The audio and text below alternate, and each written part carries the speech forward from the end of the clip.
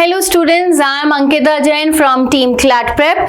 Law isn't about the rules, it's all about the justice, and today's maxim will prove this. So in today's legal maxim we'll understand the term doctrine of stopple.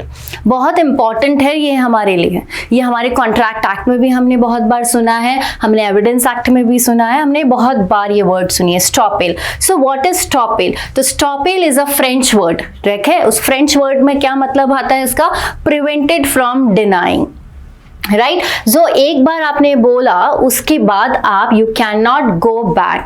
If you do so तो there can be chances कि आपकी वजह से बहुत सारा loss हो सकता है, बहुत सारी चीजें मिसबैलेंस हो सकती है.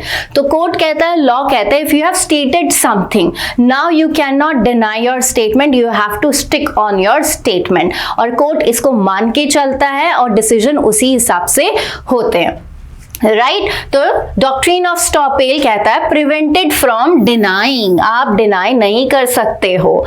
तो doctrine of estoppel prevents a person from denying something they previously stated if another person relied on the statement and acted upon it. आपने किसी को स्टेटमेंट दिया, आपने किसी को कुछ प्रॉमिस किया और बाद में आप उस प्रॉमिस से बदल जाते हो, एंड सेकंड पर्सन ने उस प्रॉमिस पे बिलीव करते हुए कुछ एक्ट्स परफॉर्म कर ली. क्या ये सही होगा उसके साथ? Now you back out with your promise, that person has incurred some kind of a losses plus the extra cost he has incurred, right तो यहां एक डॉक्ट्रिन लग जाता है, वो कहता है डॉक्ट्रिन ऑफ स्टॉपेल. जो आपने कहा था you can not step back, you can not deny your statement, right तो ये कहाँ लगता है? जैसे मैंने आपको बताया contract act, property act, evidence law, इन सब के अंदर ये लगता है. I give you some example. For example एक लैंडलॉर्ड अपने टेनेंट को कहता है कि you no need to give rent for at least 6 months to me. आपको कोई रेंट देने की जरूरत नहीं है because you are in a financial crisis, right.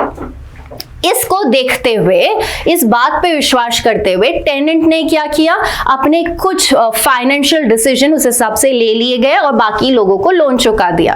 And after certain time the landlord says कि प्लीज मुझे आपका जो रेंट, जो आपने मुझे 3 महीने से रेंट नहीं दिया, you have to give me. क्या is it possible for the tenant to give the loan that rent for that particular time, in that particular time?